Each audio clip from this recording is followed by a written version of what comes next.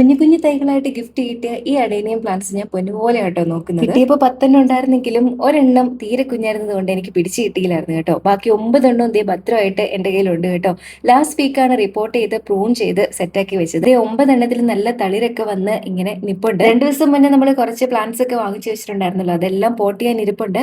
ഇന്നലെ പോട്ട് ചെയ്യാനായിട്ട് ഇതുപോലെ വൈകുന്നേര സമയത്ത് ഒന്ന് ഇറങ്ങിയപ്പോഴത്തേക്കും ഭയങ്കര മഴക്കാരൊക്കെ വന്ന് ചെറുതായിട്ടൊരു മഴ അങ്ങ് പെയ്തു പോയി കേട്ടോ. അതുകൊണ്ട് റിപ്പോർട്ടിംഗ് ഒന്നും നടന്നില്ല. ഇത്തവണ നമ്മൾ 3-4 പൂച്ചെടികളും കൂടെ വാങ്ങിച്ചിട്ടുണ്ട് കേട്ടോ. പോട്ട് മിക്സ് സാധാരണ പോട്ട് മിക്സ് ആണ്. പിന്നെ നമ്മുടെ പറമ്പിലെ മണ്ണ് ഭയങ്കരമായിട്ട് ചെടി പിടിച്ചിങ്ങനെ കട്ടയാവുന്ന ഒരു ടൈപ്പ് മണ്ണാണ്. അതുകൊണ്ട് നമ്മൾ അതിലേക്ക് കുറച്ച് ഉമിയും കൂടെ ആഡ് ചെയ്തിട്ടാണ് മിക്സ് ചെയ്യുന്നത് കേട്ടോ. ഇന്നിപ്പോ എന്നെ സഹായിക്കാൻ വേണ്ടിയിട്ട് അച്ചുവും അമ്മച്ചിയും കൂടെ കൂടിയിട്ടുണ്ട് കേട്ടോ. അതുകൊണ്ട് ഭയങ്കര അലമ്പാണ്.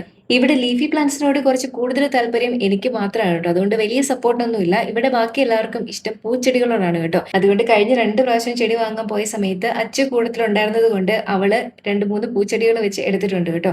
അതെല്ലാം പ്ലാന്റ് ചെയ്ത് വെക്കണം. ഇതിന്റെ പേരും ഇതിന്റെ കെയറിങ്ങിനെ കുറിച്ചും പ്ലാന്റിങ്ങിനെ കുറിച്ചും ഇനി ഞാൻ പഠിക്കണം. ഈ പ്ലാന്റ്സ് ഒക്കെ ഇങ്ങനെ കളർഫുൾ ആയിട്ട് പൂത്തുലഞ്ഞ് നഴ്സറികളിൽ മാത്രമേ കണ്ടിട്ടുള്ളൂ കേട്ടോ. ഇനിയിപ്പോ നമ്മൾ ഇവിടെ കൊണ്ടുവന്ന് പ്ലാന്റ് ചെയ്ത് കഴിയുമ്പോൾ എങ്ങനെ ഉണ്ടാവും എന്ന് എനിക്ക് അറിയില്ല. ഇത്ര നാളും വീടിന് ചുറ്റും നല്ല മരങ്ങൾ ഉണ്ടായിരുന്നത് കൊണ്ട് ഭയങ്കര ഷെയ്ഡായിരുന്നു നമ്മുടെ ഫ്രണ്ടിലെ മുറ്റവും വീടിന്റെ സൈഡും ഒക്കെ. ഇനിയിപ്പോ മരങ്ങളൊക്കെ പോയത് കൊണ്ട് ഡയറക്റ്റ് സൺലൈറ്റ് നല്ല രീതിയിൽ കിട്ടുന്നത് കൊണ്ട് കുറച്ച് പൂച്ചെടികളൊക്കെ വെച്ച് ഒന്ന് കളർഫുൾ ആക്കി എടുക്കാം എന്നാണ് പ്ലാന്. അതുകൊണ്ടാണ് പൂച്ചെടികൾ വാങ്ങിക്കാൻ ഞാനും എഗ്രി ചെയ്തത്. നല്ല ചൂടും വെയിലും ആയതുകൊണ്ട് നമ്മൾ മുന്നേ പ്ലാന്റ് ചെയ്ത ഈ കലാത്തിയ പ്ലാന്റ് ഒക്കെ ഇലകളൊക്കെ ബേൺ ആയി വളർച്ചയൊക്കെ നിന്ന് പോയായിരുന്നു കേട്ടോ. അതുകൊണ്ട് ഇതൊക്കെ ഒന്ന് പറിച്ചു മാറ്റി ഇങ്ങോട്ടേക്ക് ഈ പൂച്ചെടികളൊക്കെ വെക്കാം എന്ന് വിചാരിച്ചു. ഇതാണെങ്കിൽ കുറേ ഉണ്ട് കേട്ടോ. കുറേ കിഴങ്ങ് അവിടെ ഇവിടെ എല്ലാം വീണിട്ട് ഒത്തിരി മുളച്ചു വന്നിട്ടുണ്ട്. അത് കളയണോ അതോ പോട്ടിൽ വെച്ച് വെക്കണോ എന്നുള്ള ഡിസ്കഷനിലാണ്.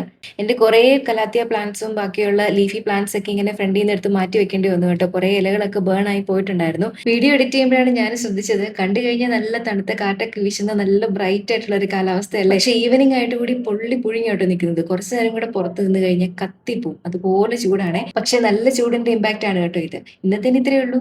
ബായ്.